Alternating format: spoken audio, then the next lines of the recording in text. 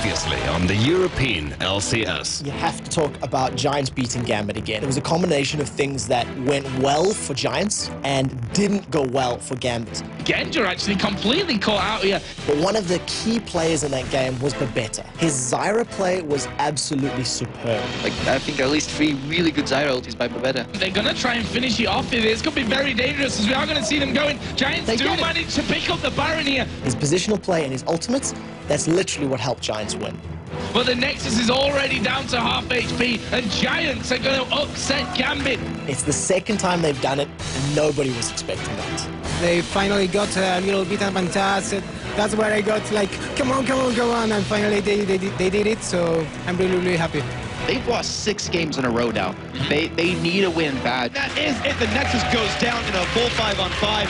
Dragonborns 0-2 against All Authority. The Dragonborns are on a losing streak at the moment. They made some substitutions, but the last 2 or 3 weeks it hasn't gone well. Spontix was a good playmaker, but he often got caught out.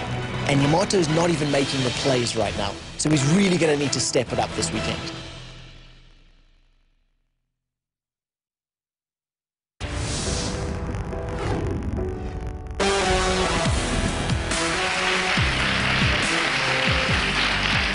Welcome everyone to Week 8 of the European League of Legends Championship Series. I'm Shox and we've got a huge weekend of games for you. As we're approaching the end of the spring season, it is unbelievably important for the teams to keep performing their best because there is a lot more amateur talent in Europe knocking at the door of the LCS. To bring us up to date on the standings and the matches for today, I'll send you over to 2 unbelievably funny commentators, Freak and Jason Kaplan. Thank you very much, Shox, and welcome to the Caster Desk, everybody. David Freak Turley here, joined with my fellow American Jason Kaplan. We're invading the continent and bringing you amazing games. I mean, this week is ludicrous. If you plan on turning off the stream today or tomorrow, you're doing the wrong thing. But first, let's talk about last week. We had a lot of amazing games and a lot of really interesting upsets as well. Giants took out Gambit. I mean, Giants are 2-1 against Gambit on the season. No one would have expected that coming in, but they are the Giant Killers.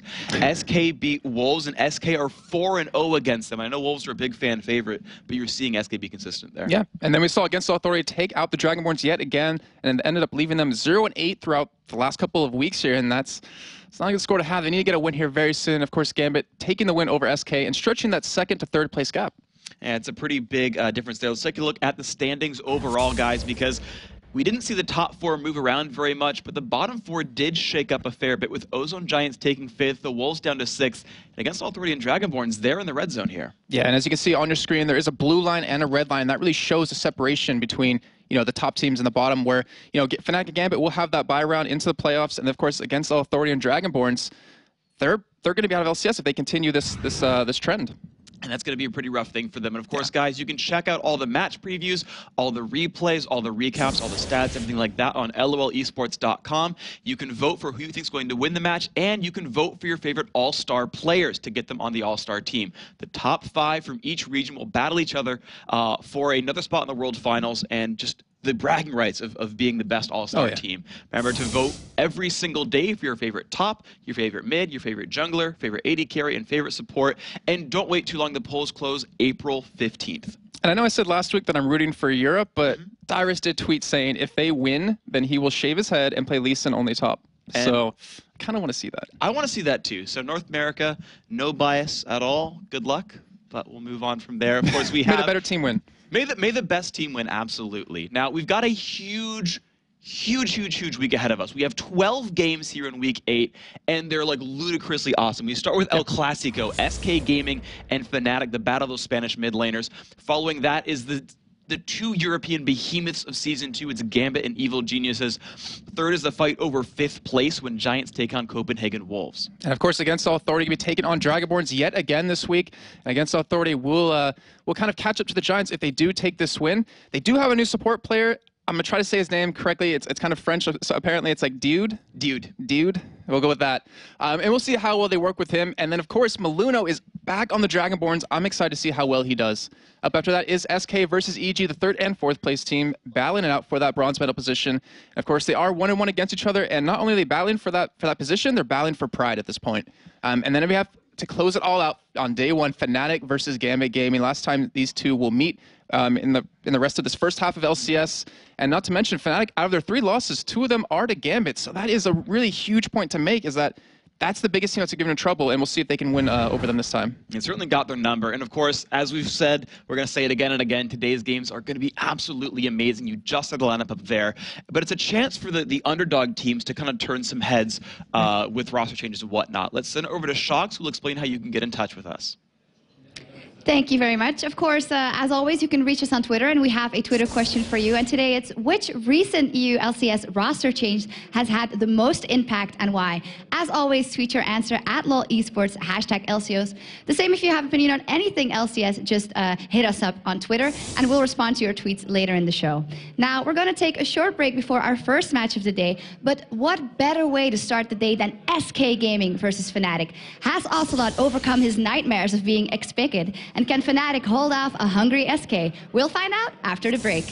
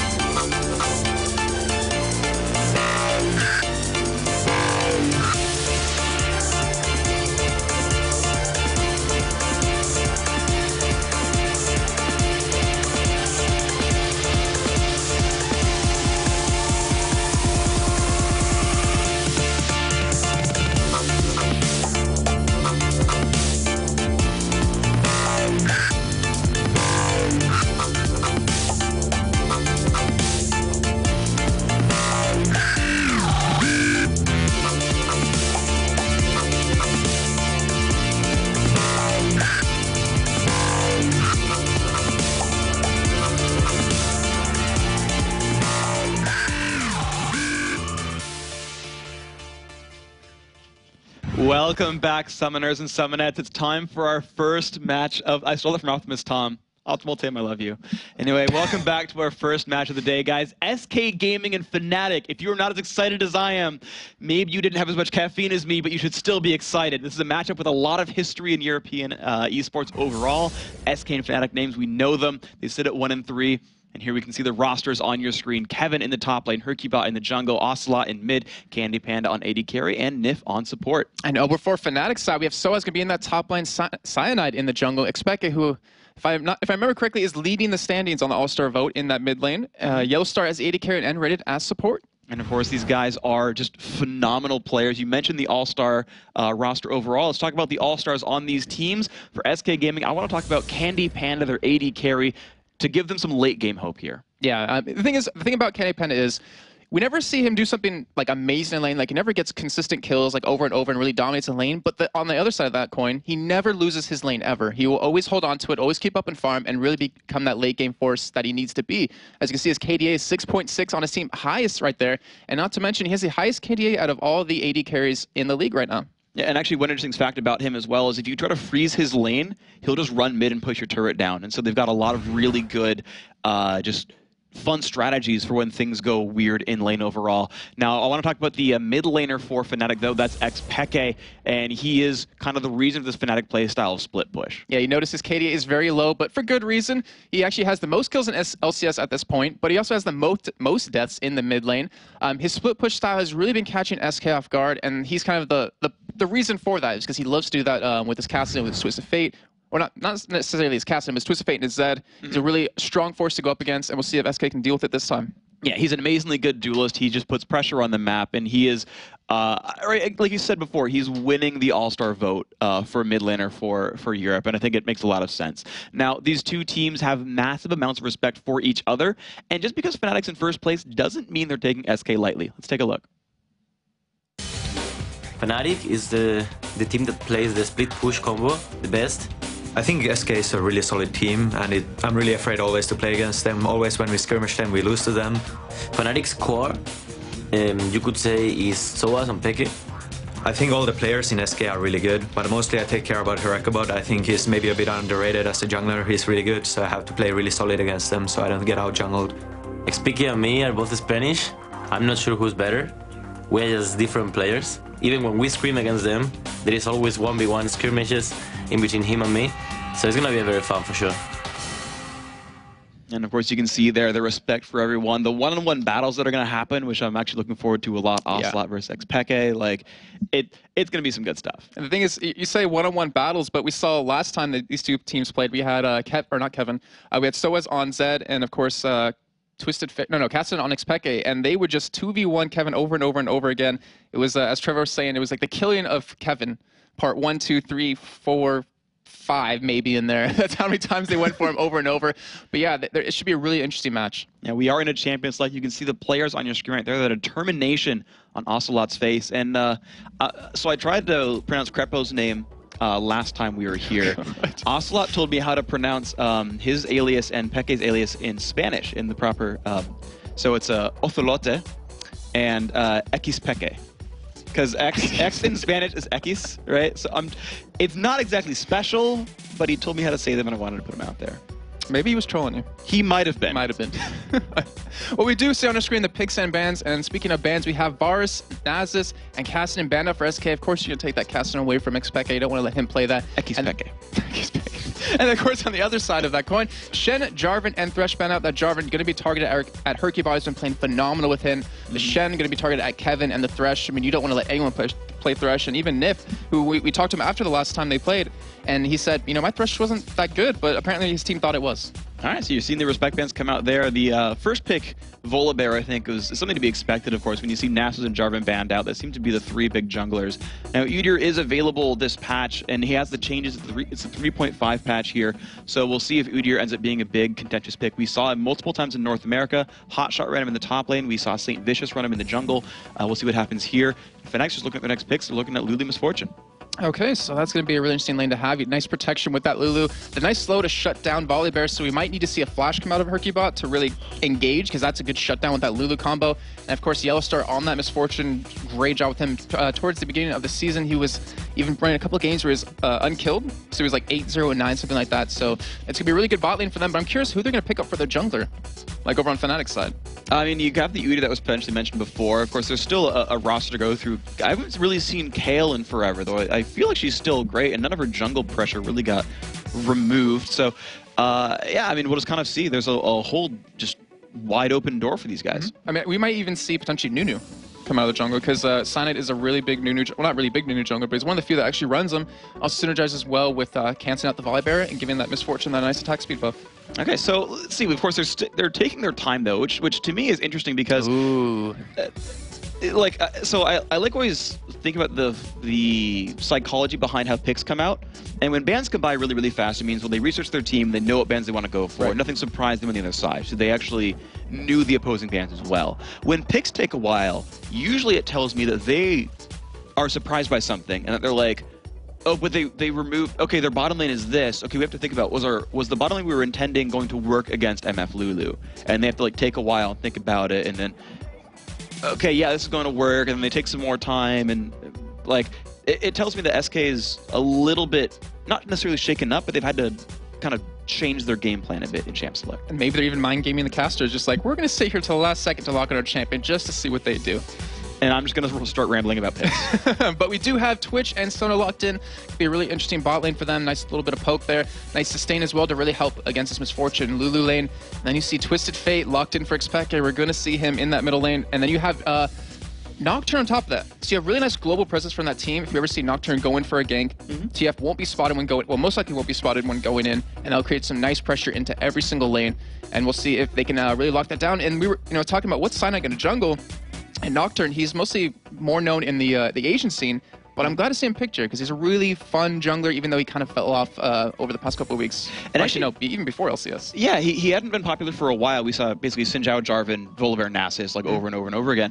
We actually saw Nocturne in TSM versus Curse last week as well. So, or last night, really, technically today in Europe because it was midnight. But so we see like he's started him back already. Yeah. And we do see, it looks like Diana and Olaf going to be... Ooh, Olaf. Okay, so Diana and Olaf locked in. We have not seen Olaf in a long time, Freak. I'm actually really excited to see this because Kevin in the top lane during the first couple of weeks, the game in particular I'm thinking of is the SK versus EG. He was just unstoppable. He was like it was like 5-0 lane. He just built up tanky as hell, and they could not kill him at all. And I'm curious to see how he's going to do here, since he obviously will be able to be counterpicked, as you see the Elise locked in. And then the Diana...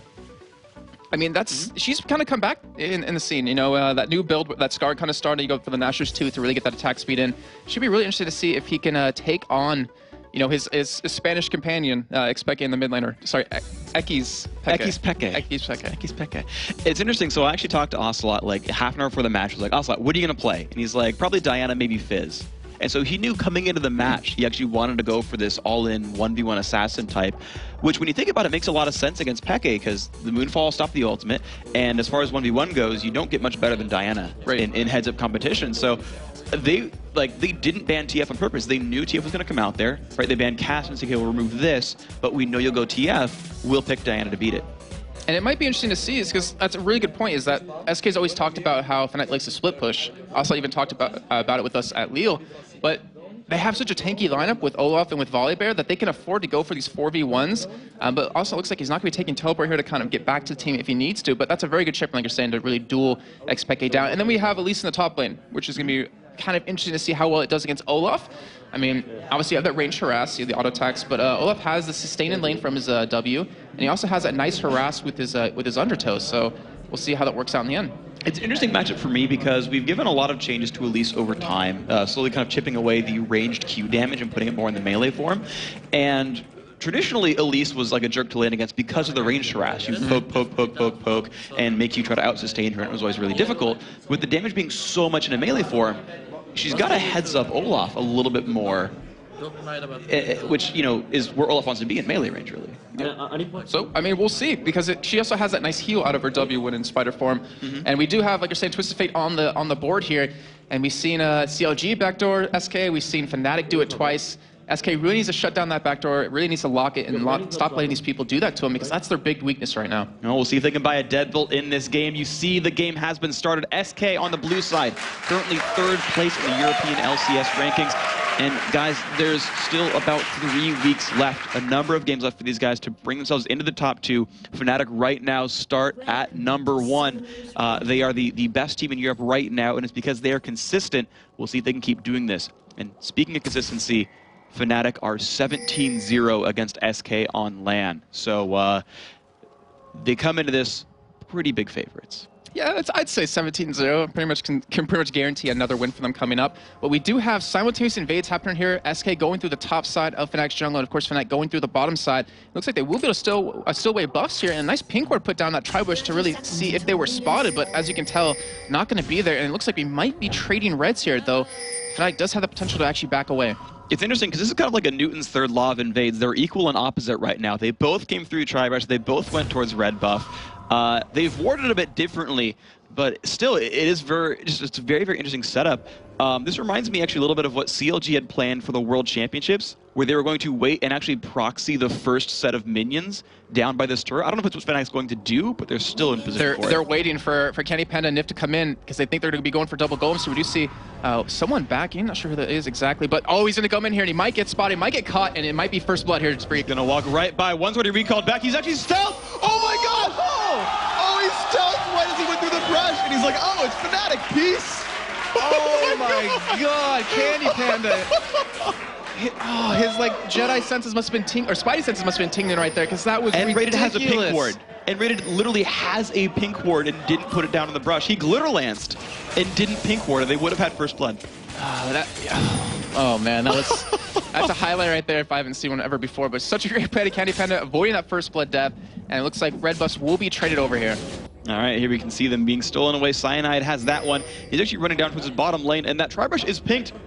He can go. Oh, he's actually already learned the fear tether. He's gonna go in right now on the back. Nif actually waiting for him. He sees him, puts out the Q when they get Candy Panda. He's stealthing out. The pink ward is down. Will it get enough? It's been fear tethered, but he's under the turret. He's gonna be safe. Takes some poke, but he's fine. Yeah, and luckily he has Sona in his lane to give him that nice sustain. But Nif, great play right there by him to sit back, since he didn't want to put a ward in that bush, assuming it would be pink warded, and really kept Candy Panda a little bit safe right there, so he could farm up. But with this low health he's at right now, he's being pushed away from these minions. He's being zoned quite well. Yeah, Nif's only level 1. There's no heal available. Candy Panda certainly not in a great place. Yellow Star and Rated constantly trying to poke. And, you know, it's a very late game champion, this Twitch, but his early game is going to suck right now. Yeah, it really is, because now we have Yellow Star, who's level 2 at this point. We do have both junglers to be going for blue buffs here, so they're playing a little bit slower now. But we do have nice ward coverage for SK and Fnatic's side. So when we see Nocturne come around into that type side of the map, Kevin will know when to back off. Candy Panda getting pushed out of lane level 1. This is going to be huge for Fnatic. That little bit of harass that Cyanide did coming into lane is just going to shut him down. He's going to come back, still level 1 to the almost level 3 Misfortune. That's so brutal. What you actually saw was N-Rated put help picks onto Sona and use that as a launching point for Glitter Lance to actually hit Candy Panda. He's stopped 2 recalls now. He's going to miss so many minions in lane. Speaking of that, it's 3-18 right now, Freak. We have a level 3 Misfortune. He is still level 1. He's actually almost level 2 at this point, but there is no more pink wards available for Fnatic to use. So if they do push out, they will have that one in the bottom bush, but that's about it. And we have Nocturne back towards the top side of the jungle, actually going for double golems. Haven't really seen that often, but Hercubot, he's sitting in the bushes. He's waiting to go in here, or at least go for a counter gank. And Cyanide is right there next to Hercubot and Kevin. They both sit in the brush. I don't believe they saw Nocturne go by for the counter gank. So really, it's a giant game of deception right now. The wave is pushing up towards the top. They're going to try to get around Soas, but he sees Cyanide. 2v2, are they going to go in for this one? Kevin looks to pick up Undertow. He's not going to. So he should put some harass down, no battle. And one thing we should point out is that Hercubot is running Flash. So we talked about in the picks and bans how he's going to need that to get around that Lulu slow. And that is actually exactly how he's going to do it. So we could see a Flash engage, but I wouldn't really expect it since you have Elise who's just so mobile, so able to get away, not to mention he has Flash available. Yeah, it's going to be a difficult one overall, but you are seeing SK shove out pretty hard right now. They're just chain ganging these minions together.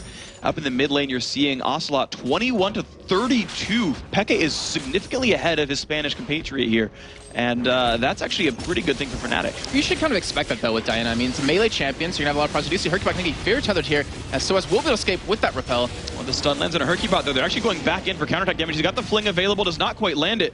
Hercubot took a bunch of punishment, though. They opened up on Soaz. He burned his red elixir to get out of that one, and now they're more or less equal again. And they burned a lot of mana on him as well, so that's going to give Kevin a nice bit of time to not be harassed anymore in lane. We have Cyanide sticking around yet again. But going back to the mid lane, we were saying about Diana, I mean, it's a melee champion, and around level 7 is when you're going to see Ocelot just take off, and he can pretty much 1v1 Xpeke then.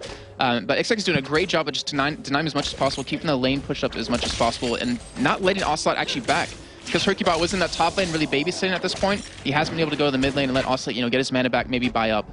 And this bottom lane has finally shoved back. As we go back to this lane right here, you're seeing Candy Panda now at 25 to 38 in minions. He actually recalled back for 2 potions and hasn't had to use any since he got back to lane. So this is actually much better for Candy Panda. He's kind of stopped the bleeding here. You're going to see this matchup continue on. And there's not much to say. I mean, they're back to the farming race right now, and there's no more harass really happening onto this Twitch. Yeah, this game, though, it's been a little bit slow now, but it should really take off in the next couple of minutes where Xpeke will be level 6. We will have Cyanide, who's about halfway level 5. Once he hits 6 as well, it's going to be just insane. There's going to be action breaking out everywhere. And I'm curious to see where that first split's actually going to go down. And Freak, where do you think it's going to happen? It's got to be on the top or bottom lane, I think, much more so than mid, because you've got Cyanide and Peke, who both have quasi-global teleports, so they can both participate in a fight. Now, the thing is, if Kevin hits 6, he'll just ghost ult and get away, and maybe they burn cooldowns just to burn his ult, but otherwise he'll get out from that gank. It's Candy Panda and Nif that they're going to look for. Yeah, and not to mention the Twisted Fate sight from his ultimate will be able to spot Candy Panda when he does stealth up. So I think that's actually a very good idea for that to happen. And SK, they have to kind of assume that as well, and we might see Hercubot kind of head over towards that side of the map. The red buff was taken right off the bat by both junglers, obviously the opposing one, and that will be up in about 20 seconds, as it looks like Cyanide won't even try to go for an invade to take it yet again. But Hercubot on the other side will be going for it. Yeah, he's looking for the race right now. It should be a pretty easy steal. They've actually pinged each other out. They actually did see where Cyanide was, and Cyanide is holding that mid lane. Hercubot, yeah, he saw Cyanide go to the mid lane and come back around. This is one thing I do too much in solo queue and die for it, is the jungler comes to stop me counter jungling and I just still get hit. And so this time, he's smarter than I am and does not get hit by Cyanide. He is a very smart bear this time. Better than I am. Smarter than your average bear, that's for sure. Quite indeed. In the meantime, CS, as we can look across the board, it's starting to even out. I mean, as you check out the mid lane, also who is level 6 now, it's 48 to 56, not as big of a gap, even though Hercubot's been around the middle a little bit to help him out. Junglers are pretty even. Top lane as well, where Soaz is actually behind in CS now because of the babysit we saw out of Hercubot. And then we see in the bot lane that CS gap has closed up as well. So SK is getting back in the game. They know he's at double golems. They saw the trail come out from Nocturne, but they're just going to go for the red steal right here. Ocelot shoved the lane out. And thing is, Peke is not reacting to that at all. So this is almost a free red steal. Even Olaf shoved the wave out as well. Hercubot's actually already grabbed it. This is a just untouched red steal. Great play by SK. I was expecting to maybe get a little bit more damage onto that turret. Instead, he backs up. He's heading down towards the bot lane. He might be trying to go for a gank here. There is no ward to spot him, though they did see from the turret he actually went down that way. And we see that ward in the middle bush right there, and it does spot him as he's coming down into the bot lane, trying to go for a gank. And he does land the stun onto Nif. A lot of damage there. They're going to follow up on this one. Look at the damage output. Sona goes down.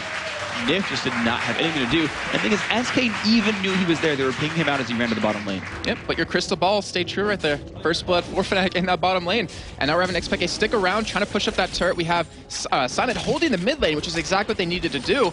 And they're going to get a lot of damage onto this turret. They potentially could go for the turret if they wanted, but Hercubot will have to come around and really help this lane out.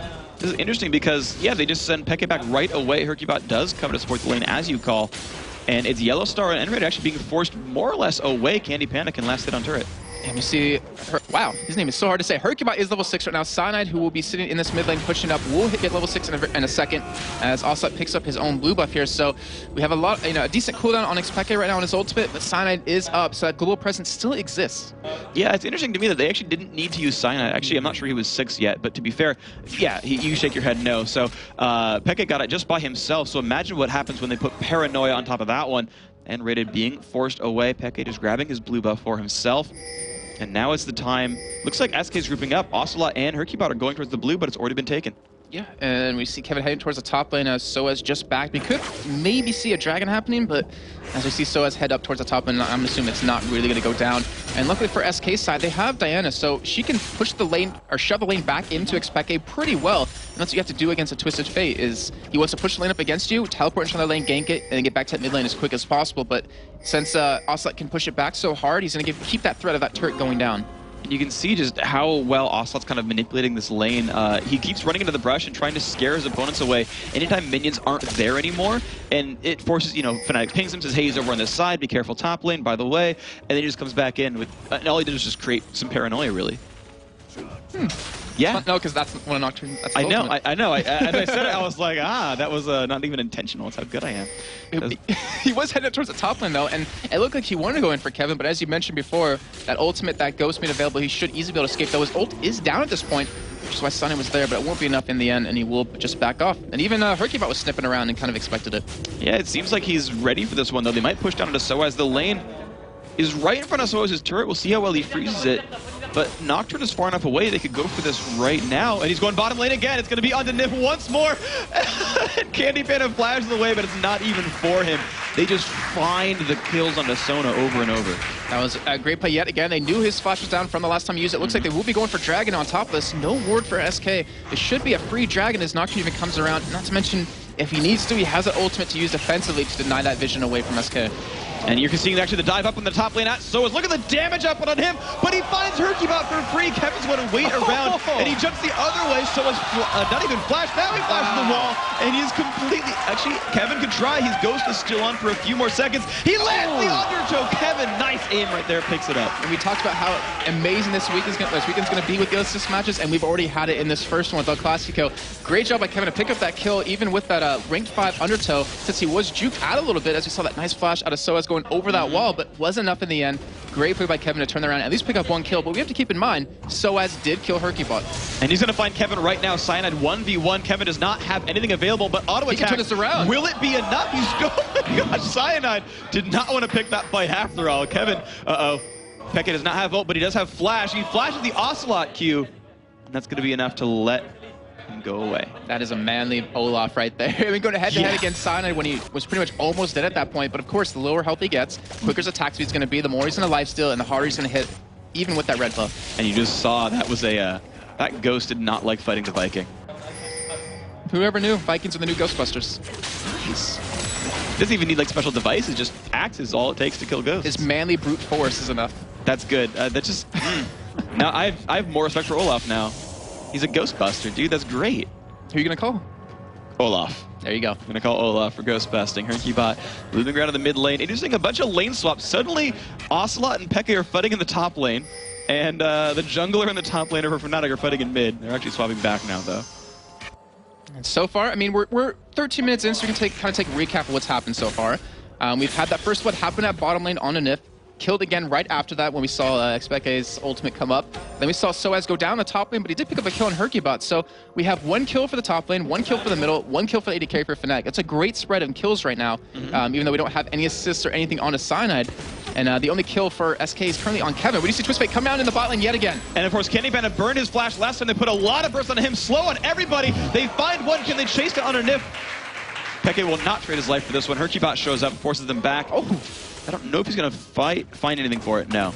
1 for 0 again. These repeated Destiny ganks bottom lane have worked over and over again. And the thing is, SK has a ward in middle to spot him coming down, but they just don't react quick enough at this point.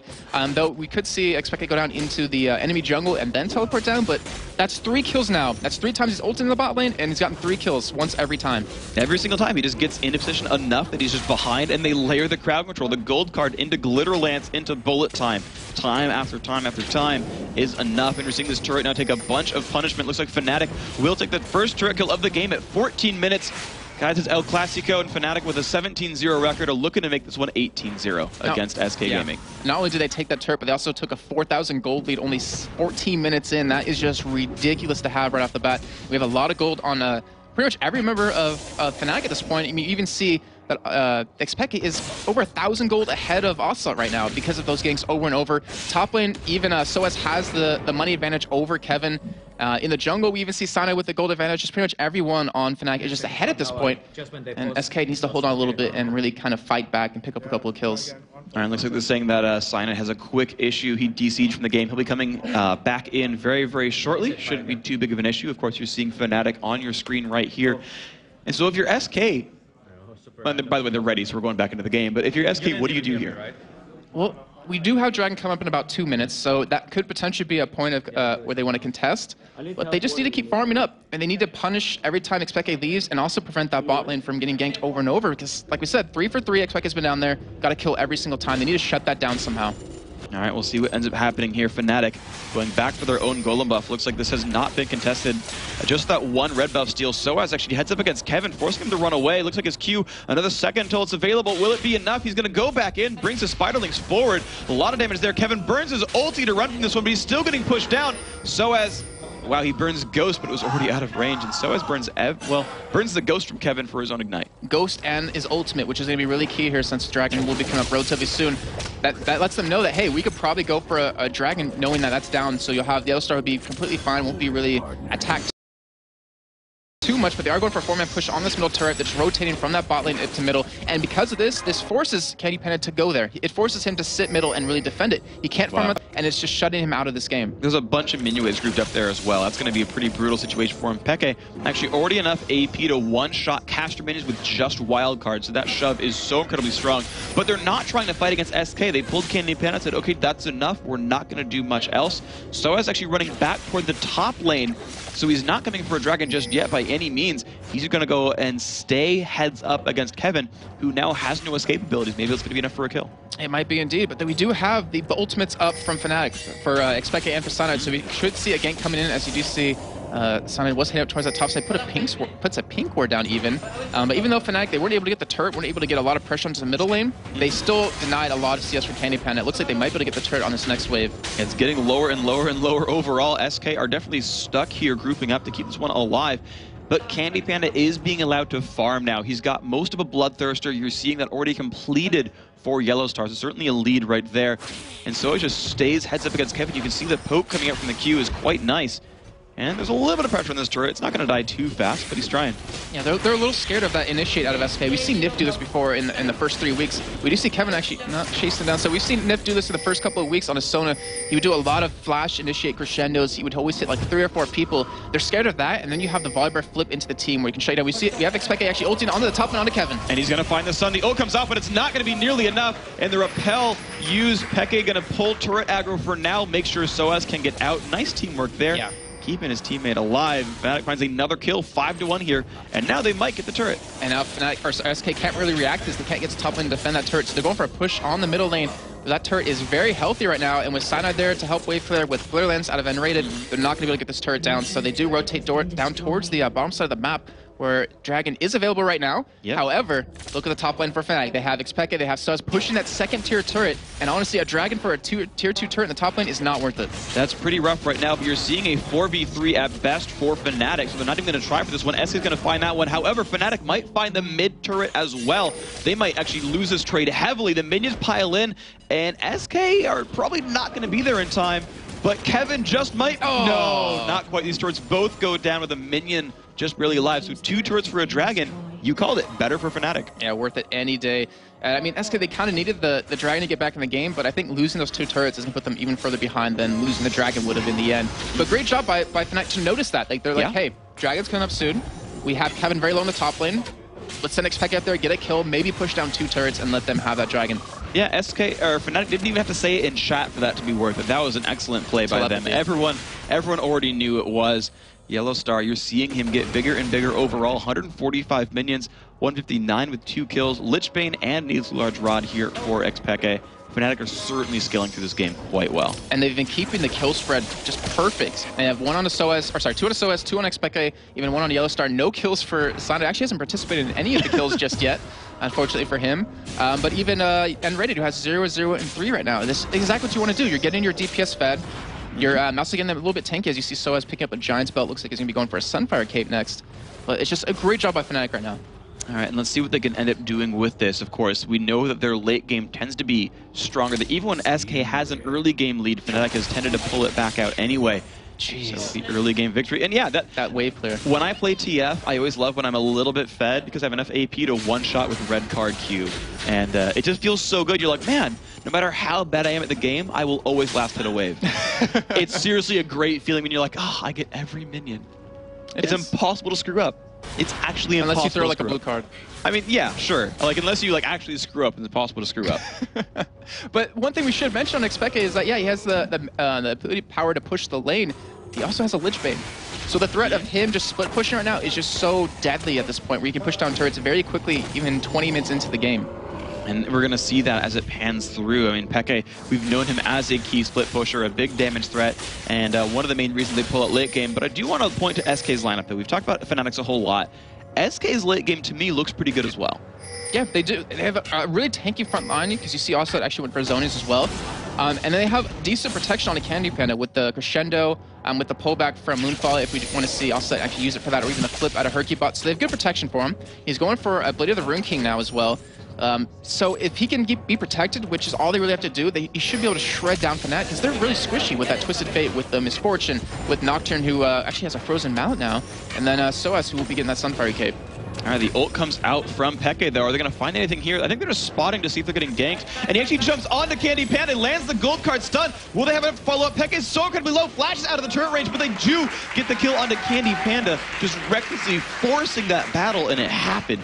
That teamwork was so spot on. You saw Candy Panda sit in my turret. He's like, oh, he's not going to ult me. I'm under my turret right now. And he ends up coming in anyways. Great flash coming out of Yellowstar to pick up that kill, since they knew Candy Panda didn't have his available anymore. Just overall, perfect play out of Fnatic, and they're really using that Twisted Fate ultimate exactly how they need to. That's 5 kills now on 5 ultimates. Yes, they've only went top lane once when Kevin had no Ghost and had no health. Every other time, it was on Twitch and it was on Sona. So aside from one kill where Soas turned it back in the top lane, Peke has forced every single death from SK. Phenomenal job. That's what you have to do in Twisted Fate, and he's showing why he's so good at him. And you talked about the picks and bans, like SK, you think they would assume he'd be going Twisted Fate, and you think they would have a lamp to counter that, but it hasn't been working out well for them so far. Yeah, they thought they had enough. Apparently it wasn't the case. You know he's going to bring it out, and they didn't fear it, and it turns out it's kind of biting them right now in the back. See if it bites them in the back door as well. SK Gaming, Candy Panda heading down towards the bottom lane. Fnatic pushing in the mid. The problem is for Fnatic right here is they don't have easy turrets to kill, and so you're seeing the pushes kind of be slowed down, and so it's into a farm game against a Twitch, which could be scary. And the biggest thing is that they have, so we talked about having a very squishy lineup. They don't have great range or an escape on Misfortune to, you know, chip down the turret. Yeah. So because of that, if SK ever wanted to go for a hard engage on Fnatic, they would just rip them to shreds. So that's why they're, you know, being really passive. They're not trying to go for any hard pushes, and we might see Xpeke be the one to really go for some split pushing to, you know, get these turrets. But that's what the SK has in their favor, is that they know they can win in a head-on-head team fight. Maybe not at this point, because the gold lead is very far ahead for Fnatic, but they can in the end. All right, we'll see what ends up happening here. Fnatic, again, shoving down the lanes, looking for poke, but Ocelot shields it. Not a big deal there. Of course, once again, guys, we have 6 games today, and they are all blockbusters. This is just game 1, so if you just tuned into the stream, stay for the next 6 hours, because damn, these games are going to be awesome. SK Gaming are shoving up the mid lane right here, and looking for their own pressure. They've not found a turret kill just yet. They've not found more than 1 champion kill, but they're holding on as best they can. 7,000 gold separates these teams right now. But remember that some of that is a Twisted Fate passive. It's not all hard-earned money. Some of it's been swindled. Keep that in mind. Swindled. We do see Outside going in on and raided here, but he actually might get punished. Oh, Zonias is the Nocturne ultimate. Hercubot is in the back line, shredding people apart. Hey, Candy Pandas gets jumped on. So as the Cyanide duo him out. So as now forced to run away. Cyanide in the mix. Peke finds a kill onto Kevin. 2 for 0 so far. Now the bullet time comes across, but Ocelot finds 1 kill. They've found almost everyone going down from SK. Peke is trying to chase down onto Ocelot. They found the kill on the Nip. It's now Ocelot who's running. He's got to be in range for the gold card. He is. The wild cards come across, and it's an 8th for 1 kill in Fnatic's favor. That team fight was so perfect out of Fnatic. You saw Cyanide and Soaz jump into the backline. So we saw the Nocturne ultimate come in onto Ocelot, and he zoned it, but it didn't matter then because it got him right next to Candy Panda. So them two jumped on him, took him down 2v1, and then you had Heaven run into the backline against Yellowstar, and Yellowstar just tanked him and killed him because he's not tanky enough yet. He's been shut down quite a bit in lane. We have Yellowstar, who's now 3-0-5. Just overall perfect play to Fnatic, and great coordination as well, because he could have saw Xpeke gold card Nif and then, you know, get that kill, but he's like, hey,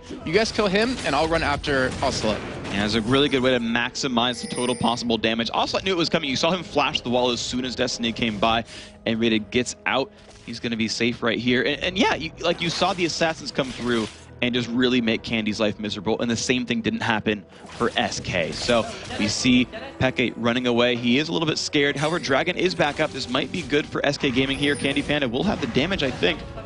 But Peke has a ward available. He knows what's up. And the team is coming back down. SK, they just look a little bit scared. They're doing some damage. They cannot afford to lose in their team fight here. They're going to have to back away, but we do have them chasing them down right now. Fnatic, they have the potential to go in. Nocturne ultimate will be up relatively soon. Xpeke's ult is up now, but that was just perfect fight of Xpeke to just stop them, harass them as much as possible. Don't let them get that Dragon, because he knew the rest of his team was coming, and SK could not afford to fight yet again. And you can see the Dragon going down right there. Perfect pickup. Smite used by Cyanide just in case someone was around, but no one was. Just wanted to get the credit for that one. He's like, hey guys, I'm helping. Yeah, I mean, he's really, really good at Smite steals overall. Yes. He's probably, I think, the best used Smite stealer that I've seen myself, and he's just practicing. He's making sure he can steal from his own team. Yeah, unfortunately, luckily for him, there wasn't a bear sitting in the woods, and they did have a ward to spot that anyways. Yeah. But now, I mean, just look at the kills that came in for Fnatic. 3 kills on a SOAS, 404 on Xpeke, 305 on Yellowstar, and you even finally got 1 kill over to Cyanide and 2 assists. They are just so strong at this point, and even Enred has been playing a perfect support game. It's 008, and he also has the Lock of the Orange Solari. He has 2 GP10 behind that and a Ruby Sightstone, so he is just, he's like so happy right now because he has the items he needs. He doesn't even need boots. I always like to see that. Just whimsical enough to not need shoes to run fast on the map. Barefoot is fine for a Yordle. Peke shoving the bottom lane. Candy Panda, though, he's looking for a kill. He waits till the card comes out, and he's going to go into this one. Blade of the Ruin King is used. The ult comes out from Peke. Will it be enough? He flashes over the wall, and Candy Panda will not chase that one. Peke just goes far enough away to survive that, and I guess good escape. But you can see, though, that the duel, it's available for SK at the very least. Yeah, Candy Panda could have easily taken him on 1v1. Not to mention, Xpeke had no mana left really at that point, but he did get away. That's the point. Candy Panda needed to pick up that kill. He needed to get in the game somewhat, and we see a DFG now come out of Xpeke. We see an Oracle's picked up for Nocturne, and a Rod of Ages as well for Xpeke.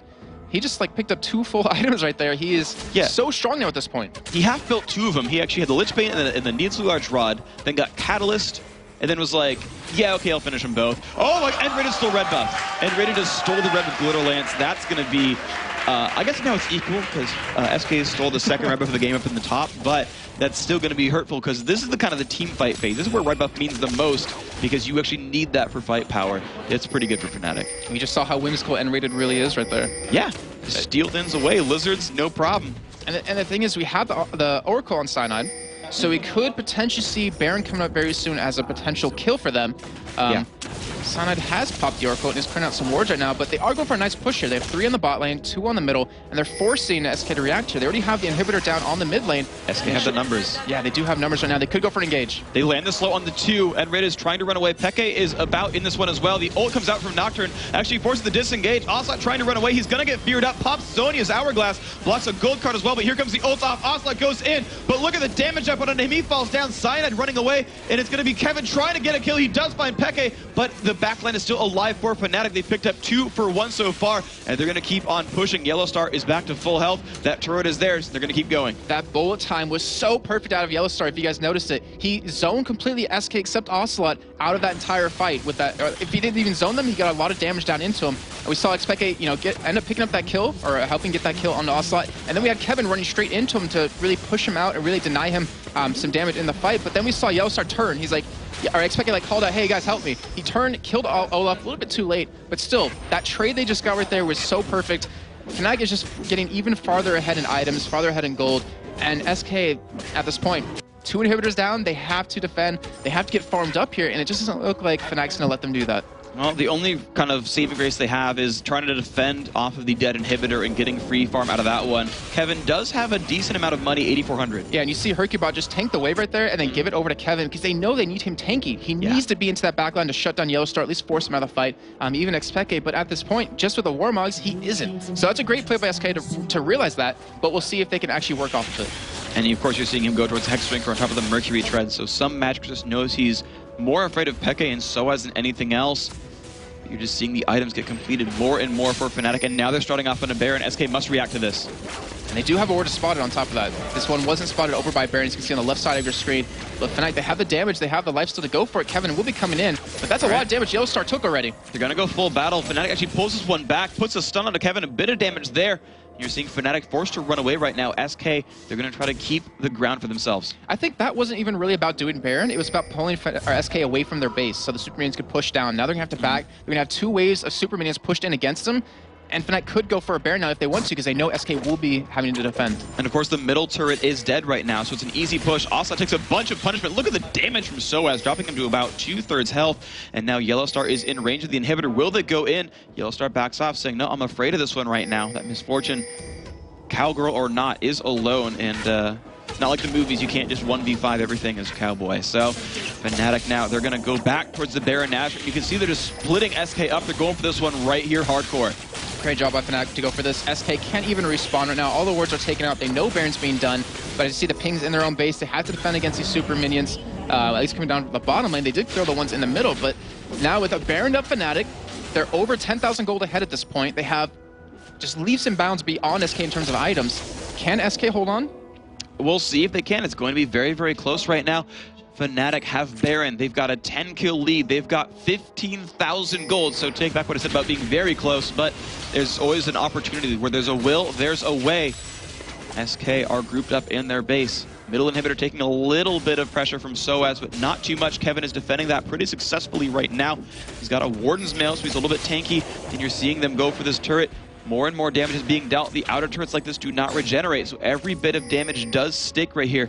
Peke locks a gold card, more damage on that turret. Candy Panda finds a bit of pressure here. He's not going to land too much. He's burned his stealth. Of course, the ultimate is available. That's going to be SK's big saving grace. The middle inhibitor now down extremely low. Those do regenerate, but the pressure here, Yellowstar is going to go for it. 2 bullets to go. No, SK stops them here.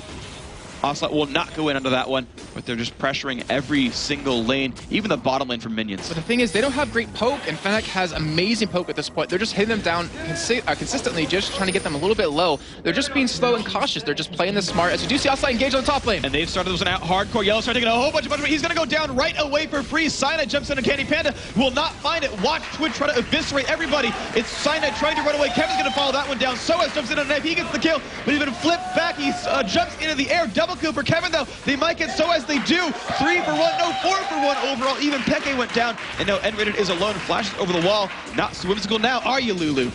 And that was a Baroned up Fnatic going head-to-head against SK. A 4-for-1 trade. All they lost was that top turret. They didn't lose the middle inhibitor. The bottom one still is down at this point, but a great turnaround on SK. They realized that if we don't engage here, the game's we're going to lose anyways. And it was so perfect, too, because they saw Soaz stuck on the, or I forget if it was Soaz or who, but stuck on the right-hand side fighting the inhibitor, and they just freaking went for it. 5v4, kill, kill, kill, kill, kill, and just crushed that battle overall. Great engagement, great pickup. That was a great start by Nif as well. You had Nif and Ocelot both go in there. We saw the Flash Crescendo with the Moonfall tied in together to really lock them down, and they just turned that fight. Kevin was tanky enough. He had enough damage with them. Candy Panda, who was kept alive by his team, just destroyed them. Destroyed is the word for it. That was absolutely perfect. An amazing crescendo from Nif as well. Candy Panda was safe and no one could find him, and he's finally going to get his own red buff. Not stolen away by N-Rated, but Yellowstar's going to get his own. These guys are trading buffs pretty accurately. And after that fight, we didn't really see a lot of items come in for SK, though. I mean, we saw the Death Cap picked up by Ocelot. We see a Crystal Scepter picked up by Soaz, but I mean, they still don't even have that much gold to spend right now, and it's not a great sign, but it is a good start to get back in the game and to take this win. Well, there's actually a big breakpoint just reached by Candy Panda, so it wasn't a bloodthirst early on. It was BF sword into Ruin King into Infinity Edge. He now has Eye Edge. If he is safe in a team fight, holy crap, will he deal damage. Watch out for that Twitch. Smell him if you want to, but I don't recommend it. He's going to be a painful thing.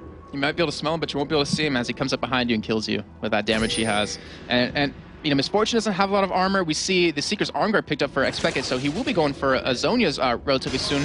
But we do have 2 Warren's Mills on the map for Fnatic. We have one onto Soaz and one onto Cyanide. So if he does ever hit them, he's going to be slowed down. It's going to allow Soaz to get in there, not to mention his Crystal Scepter to slow him down and to go for the kill. But the thing is, if they're going for that, you have Kevin attacking you, you have Ocelot attacking you, you even have Hercubot attacking you. It's going to apply a lot of pressure for Fnatic to make a smart play, a smart move. Well, they've got a lot of dead buildings in the opposing base. We're going to see if they can push down the inhibitor back alive. They've got their last super minion ever in this lane right now to push in with it. They get it down to half health, but Ooh, Peke, you're a little bit overextended. They're going to go in, and it's Candy Panda landing a slow, but they back out off this. They do not have Kevin, who has, I think, the most gold on that team, or at least probably the biggest initiating threat. And Peke goes back in. You see the damage going off onto that inhibitor. Lichbane procs, of course, do hit inhibs, but gold cards don't. You just bring it lower and lower, and now Soaz comes to group with the team. It's going to be a 5-on-5. One hit to go. They can't quite go in. Nice block there by Sana, and they go in onto Niv, and everybody taking a whole bunch of damage. The pull in from Ocelot, he's doing this as well, but one goes down. That is Niv gone. He has used Crescendo. Now Hercubot trying to run away. He falls as well. Yellowstar finds that one for free. Soaz goes in on Candy Panda. Does Candy have enough damage? Peke finds Ocelot. That is 3 dead right now. Candy's still trying to run away. The teleport coming in. It's going to be enough to kill off Kevin, and now Candy Panda goes down as well. That is an ace for no deaths. Fnatic wins that fight. And you just saw right there why Soaz is one of the top laners in the world. He got that nice cocoon on the Nif, and he engaged right on top of him. And because that, Nif was forced to use that Crescendo to hold the team back, but he didn't hit all the right targets he needed to, and Fnatic just killed them off one by one. Fnatic will take this win and go 18-0 now against SK on lane. And a great pickup right there. Fnatic holds on their first place. SK, if they're not tied, they're incredibly close now to 4th against Evil Geniuses. Of course, we're going to see them up next. You can see SK on their screen. Hercubot actually said last night, you know, actually I'm only 0-3 against Fnatic, but he actually made that 0-4 himself. But still, you know, it's a bit of a better number. But either way, you can see the handshakes coming out. Just a great play by Fnatic. That nice comeback fight was there for SK, but they couldn't find another one.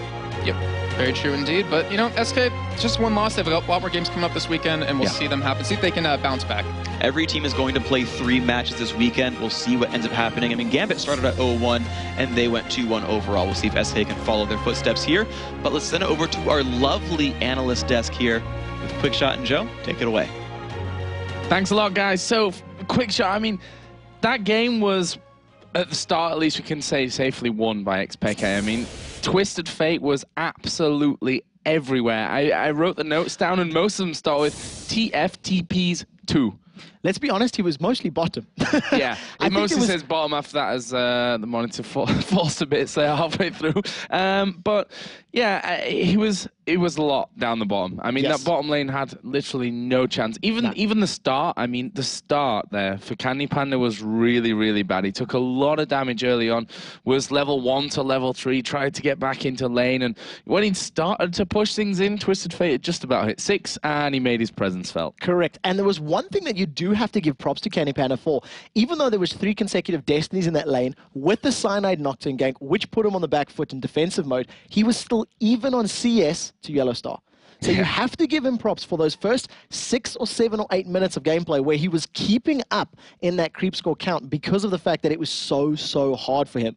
He did have a life-saving moment. I was just about to say, and the thing is, that could have been a lot worse for him as well if he'd have not stealthed up in the perfect time that he did, and if Fnatic could have dropped the pink ward that they actually had. Let's take a look at that here, first of all, as our first replay. Jump into this replay here. It's 1 minute 30 on the clock. What I'm actually going to do is I want to show you the vision of both of these teams, all right? First and foremost, this is what SK can see, all right? This is what Fnatic can see. And we're going to go in full caster vision just for the couple of moments here. Now take a look at what Fnatic see there. That brief millisecond where you see Twitch instantly in shot. Peke is busy trying to get to his gold card. The rest of the team, they're busy yelling and calling and screaming. We're going to stick with Fnatic's vision right now as they throw out their spells and move down. But look where Twitch has gone. He snuck around the top, managed to get away from safety, and in 3 years of spectating League of Legends right now, I have never in my life seen a move or a play like that. And Rated had a pink ward, right? Yes, he did. I wasn't imagining that. Yes, he did. He had the pink ward. He threw out the glitter lance because they saw that he was there or thereabouts, but he didn't use that pink. If he'd have just put the pink ward down in that instant instead of using the glitter lance, that would have been first blood to Fnatic. But obviously it wasn't first blood. Candy Panda nonetheless fell behind in that lane. And then we saw over and over again. I just want to go back to my notes here and count. So 8 minutes and 18, Twisted Fate bottom. 10:45, Twisted Fate bottom. 13:10, Twisted Fate bottom. 16:45, Twisted Fate top. And it just goes on and on and on with Twisted Fate moving all over the place and doing a really great job. we actually found it quite hard to find replays that weren't Twisted Fate going to bottom or to top. But obviously that one, the first big team fight that we saw, is one that we're going to focus on here. So let's jump into the replay right now so we can paint the picture for you. 22 minutes on the clock. 6-1 up in terms of kills, and about 7,000 gold separates these two teams. SK Gaming have immediately felt the pressure of the game. They have a very good team fight composition, and they're going to try to actually win a team fight on their terms. So let's actually play this replay through, and I'll slow it down as soon as Ocelot actually engages here. He manages to get that shield up for the wildcards, and this is what I want to slow it down and pause for. Ocelot and Kevin are pretty much the dive buddies. They're the ones that have to go into the Fnatic backline and disrupt them. So I'll keep flicking back between the two sides of the battle because Ocelot has some really, really good plays. He pulls Soaz, he pulls Pekka's attention, and he even pulls Cyanide's paranoia. But he Zhonya's it up. He stays alive.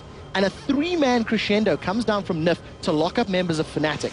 They carry on battling it out, and the two sort of dive buddies swap places. You can see Hercubot, Kevin, and Ocelot trying to get to Fnatic, while Cyanide and Soaz are able to shut down Candy Panda. It was the fear proc that really prevented Candy Panda from doing any damage, and the exhaust completely shut down Kevin's Olaf. So the dive buddy combos, SK's failed, Fnatic's worked. And, you know, Cyanide does go down to an Ignite at the end, but they managed to carry on chasing. Great coordination from Fnatic to say, well, Pekka is going to chase Ocelot. The rest of the team will shut down Nif there in the mid lane. And it was just literally perfect calls from pretty much everybody in the engagement. The only thing was, because of the gold difference and the item difference, those dive buddies of SK could not pick up the kills that they needed to because Yellow Star was low. He was forced to use barrier. If he had been dropped, that fight could have gone the other way around. Yeah, and the thing is, freaking Jason, as we, went through the game there, saying a late game team, SK, actually, they have a decent chance when it comes to fights later. Fnatic later took the Baron, and then SK said, well, if we don't fight now, then we're going to lose anyway, so let's fight. And they actually managed to take down 4 with Enraged forced to flash away from an undertow there from Olaf. So it wasn't all bad from SK, but Fnatic with that Twisted Fate, yeah. I don't know when we're going to see it banned, but probably the next game, because honestly, it's worth a ban. It has to be. You know, the way that Peke plays it, we keep talking about how it's hit and miss. Those destinies either win your team a game or they cost your team the game because you can teleport in, have it turn around you, and you effectively become dead weight. That is the direct opposite of what Peke was in this matchup. Every single time Destiny was used for the first, I think, 7 times, he secured a kill. And even the time when they dove on Candy Panda on that second inner turret, waited the very last couple seconds of Destiny, ported into the turret, got the gold card down, partnered up with Yellow Star and picked up the kill. And, you know, when you talk about MVP, who else can you talk about? Yeah, it's kind of an easy one to decide this one. Of course, our MVP for our first match of the day is Peke in that middle lane. And just a fantastic job that he's done overall there on Twisted Fate. 6-2-7 he finishes in the end. But, you know, his score doesn't really tell how much of an impact he's had overall on that game. So congratulations once more to Fnatic. Let's head over to the main stage where Shocks is standing by with Cyanide. Thank you very much. Yeah, Cyanide, first off, that level 1, sneaky twitch. Yeah, we actually saw him a bit, like just before he stealthed, but Enreda didn't want to put a pink ward, I don't know why, so he just got away. Right, they could have had the game right there. And from the beginning, you started putting a lot of pressure on bottom lane, and then Xpeke focusing on that bottom lane as well. Was that your focus going into it before as well? No, we didn't really think about it, but Sona Twitch is really easy to lane to gank because they have no escapes, so we knew we could abuse it, especially after the strong early we got against them. So I was just pretty much holding mid all game, and Peke was ganking bottom. I didn't really have to do much. So you played Nocturne, you say you didn't have to do much. We saw him falling out of grace a little bit, but now in NA he's getting picked again too, so how does he work good for you specifically? Nocturne is really good to catch, especially if you go Frozen Mallet or something, since he cuts the vision as well. And it's always been quite strong, but some of the junglers are a bit stronger. I wouldn't rate him over like Nasus or Volibear, but he's still very strong. This one was really convincing. So, like, you're gradually getting better in playing versus SK2. It's getting easier for you. Do you think that you have what it takes to keep that #1 spot for the entire season? I think we can keep it, yeah. Now, the all-star voting, of course, I got to bring it up. You can choose yourself, of course, but anyone else in your team you think really deserves it, and why? I think Pekka and Soaz are really the best mid laner and top laner you, so I think it would be really good for you if they win.